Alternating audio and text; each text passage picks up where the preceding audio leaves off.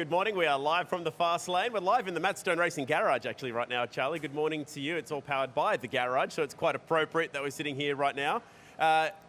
Yesterday was a bit of fun. Looking forward to doing it all again today. Absolutely. I think surprise was probably the term of the day yesterday. Yep. So, and the weather looks like it could throw up a bit more of a surprise today. So we'll see what's going to unfold because there's some dark clouds. It is slightly warmer, which is good. It is, and the one day that we both wear our puffer jackets underneath, that I remember to do it, is the day that it's actually not so that's cold. Good. You might notice that we're sitting at the host desk because we are going to be live here from 8 a.m. on Fox Sports, but we just wanted to give you a little bit of behind the scenes for Behind the Scenes Sunday. So come around the back and have a look at exactly what Scafie and Jess will be seeing, because this is their view. They've got the timing screens, they've got the monitors, they've got tripods, they've got lights, and they're in the Matt Stone Racing Garage, which is where you'll be able to catch all the action when we go live from 8 o'clock. There's a spare seat here for Boxer, our camera guy, and we're looking forward to a big day yesterday. Obviously, you mentioned Zach Best with that big surprise pole award, but Shane Van Gisbergen was the class of the field when it came to the race. Absolutely. That long stint definitely worked out for them. He said, though, I found it really interesting, he said that he was battling with his own driving yesterday, but the car was magic. So I think we need to maybe delve a little bit deeper into what he actually meant by that.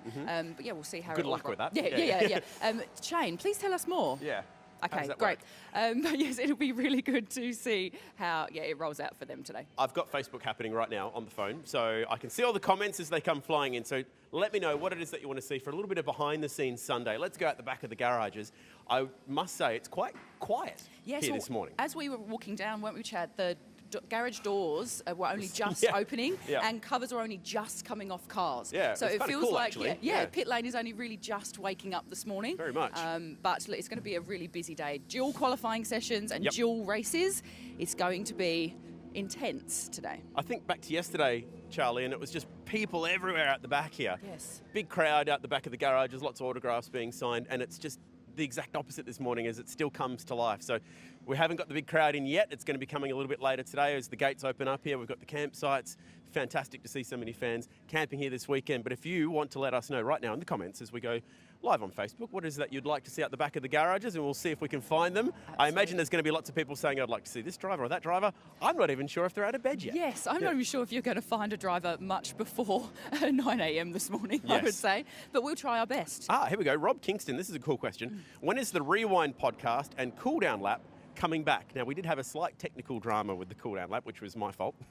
I'll say, last time in Townsville. At least you're honest. I'll put my hand up for that I can vouch for it because I did actually see you recording it, yourself and Bryony, walking up and down in pit lane, speaking to everyone, even spoke to SVG himself. Did, yeah. Unfortunately, it didn't. It went the way of the technical podcast gods, that one. So, but we'll be back tomorrow morning with that one. We also have a really cool now Repco Supercars. Yes. A little scoop for you. Rewind podcast coming with Carl Reindler, who's now the medical car driver for Formula One. He and Steve Owen go back to 2011 to tell us about the big incident in Perth. So that's coming very soon. Thank you very much, Rob, for that little question. But yeah, the podcast offerings are coming back. And Bryony Ingerson, by the way, I'll give her a little shout out. She's sunning herself on a beach somewhere in Italy this week. Yes, absolutely. So well done her. Hi, Bryony. But she won't be on the podcast tonight. No, she won't. Yeah, she's doing her own cool-down lap somewhere. Yes, I believe our leading something. Supercars journalist, James Pavey, is going to be helping I you believe out. that is the scoop indeed. All right, let's go for a bit more of a walk along the back here. Brad Jones Racing, let's chat a bit about them because they weren't quite their typical selves yesterday, weren't they? We've been used to seeing Andre really pushing for top 3 spots all for the last, 3 rounds now, but we didn't quite see the pace out of them yesterday. It's interesting. I spoke to Brad Jones yesterday afternoon, and it was before quali, and unfortunately he looked a little bit like he was scratching his head, and I did say to him, Brad, with Andre's form here, albeit in a Mustang, are you expecting it to translate? And he said, well, yes, but I think we're still searching for some things in the car. Yeah. So the interesting thing out of that, everyone said, Andre Heimgartner won here last year. I wonder how he's going to go. Yes. What we should have been looking at is the bloke who engineered that thing last year because he ended up engineering Zach Best to pole. Absolutely. And it was such a wonderful moment, wasn't it, when we saw Talabani, he'd done it again. Yeah. Here he goes. So it's a winning formula for them. And, hopefully, let's just see what happens with Zach Best today. Because I did hear that he's got a little bit of a sore left shoulder. Who's this? Zach Best. Sore left shoulder. Sore left shoulder. There you go. Russell Hazelwood. G'day, Russ. I'm pretty sure that is Todd's dad, actually. Oh, okay. Yeah, speaking of sore shoulders, he broke his shoulder racing at the Fink once upon a time. Wow. Is rain definitely forecast for today's race? Well, when I looked at the forecast, it said 40% chance of rain. Okay. But look, I'm not a meteorologist, so I don't know exactly whether it's going to be on race time. But look, when we woke up this morning, it was windy and raining where we were, out in beautiful Harndorf. Yep. However, once we've reached Tailem Bend, there's cloud cover for sure, and it's definitely darker than what it was yesterday. Okay, well, our camera guy is actually a local here in South Australia. So Absolutely. I'm going to ask him right now, yes, is it going to rain, or no, it's not going to rain for the race? What do you reckon? Yeah. Resounding There's the answer. yes. That's a big yes from our Massive local yes. camera guy. All right, let's keep walking down the back. I wonder what the teams are doing for breakfast this morning, because we've got all the catering and everything that happens out the back with these teams doing a lot of their own sort of barbecues and things like that. You always might see like Tim Edwards from Tickford, turning over some bacon and eggs in the morning. Or the Tickford mums who work exceptionally hard to keep the Tickford crew fed. Big shout out to those girls. They are incredible.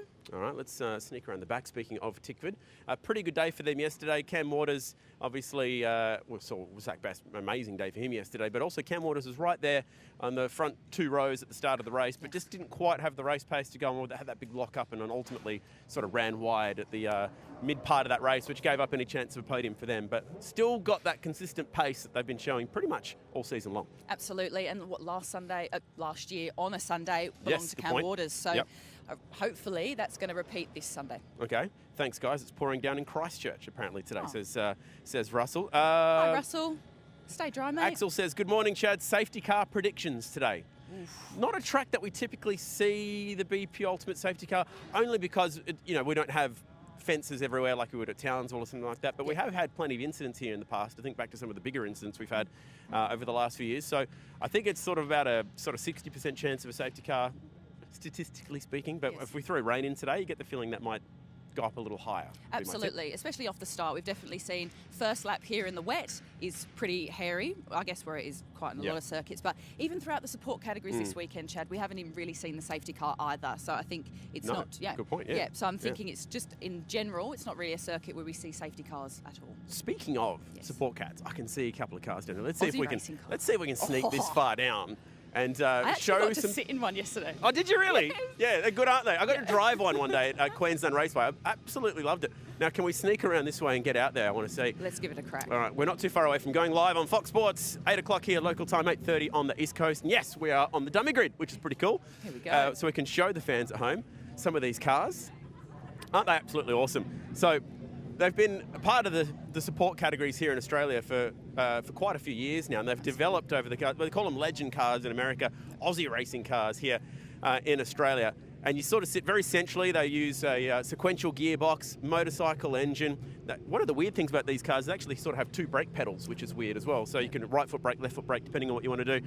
But they're amazing bits of kit, high revving, high horsepower, and you'd think it'd be like driving a go-kart when you hop in these cars, but it's sort of like, I know this sounds really funny, driving a really tiny supercar because it's sequential gearbox and very much a similar driving style in that respect, more so than driving a go-kart, but really cool things, and you can get them sort of 3 and 4 wide. Yes, exactly. I remember 12 Hour 2020 was the first time I ever saw Aussie racing cars, and they were going 3 wide up the mountain. I thought, wow, this is a interesting category, and certainly an interesting thing to do at Mount Panorama. Yeah, and you can put some pretty young kids in there. So this is Rylan Gray. He's had a bit of a run in the Toyota 86s as well. His dad Jeremy used to run in TCM and also in the Utes, and he's only about 15, 16 years of age himself. So really cool to see some young kids coming up through the ranks, including local guys like Joel Heinrich, who's also run in the Dunlop Series before as well. So we've got the Super Utes, we've got these cars, we've got the Historics, which I absolutely love this weekend. They're putting on a good show.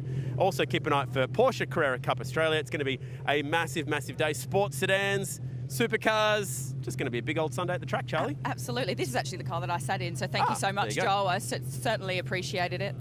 And so there's so much coming up. Obviously, yes, we go live on Fox Sports Channel 506 and KO at the 8:30 Eastern Time, 8 o'clock local time. And then Supercars, it all kicks off qualifying, the first of 2 sessions, setting the grid for the races this afternoon. Yep. That all kicks off at 10:15 Eastern, which is 9:35 local time. Well done. I nailed it today. Do you know how long I practiced that last night? Didn't get a wink of sleep. What time's qualifying? 10:15. And what time's that local? 9:35. You sure about that? Oh, 10:05. The best bit about it is he bragged about it. That's awesome. I'm going to let Charlie go and check her clocks and make sure that she's got the local time. See ya. Good to catch up, mate. And we'll see you guys live very shortly.